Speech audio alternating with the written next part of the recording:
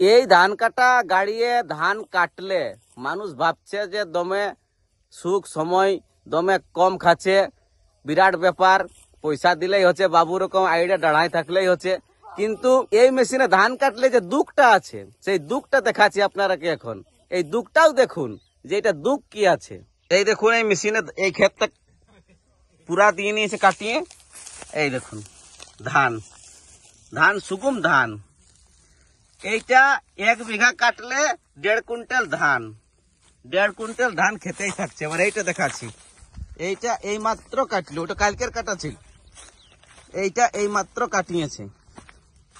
এই দেখো ধান, এই যে মাছটাই যেটা পুয়ালটা গিচ্ছে, সেই পুয়ালের তলে সুকুম ধানেই আছে।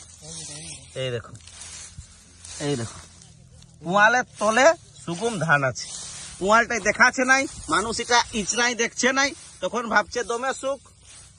এই দেখো সুকুম ধান, আরো দেখাচ্ছি সুকুম আছে ধানেই।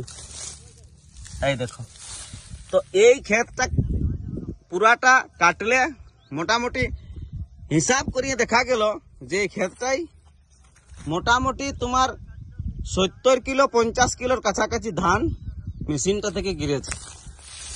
এই দেখো সুকুম ধান আছে, এটা আউড়িটাই তুপা আছে, এখন কেউ ইচড়াই দেখছে নাই, বাবু রকম আইডিয়া দাঁড়াই থাকছে, কইছে বিরাট ব্যাপার, পয়সাটা দিলেই হচ্ছে, খেতেই আসছে, ধান লিয়েও আই।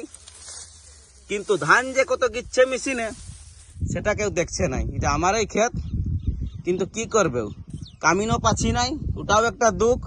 ধান গিরুক আর যা করুক, এই ক্ষেতগুলাও কাটতে বাকি আছে, দিব কাটিয়ে এই বছর শস্য ফুটাই, আর বছরলে দেখছি ফুল ঘর হলেও করা হবে কোনো দিকে, তাও লোকেই কাটবো, এই মেশিন আর কাটবো নাই।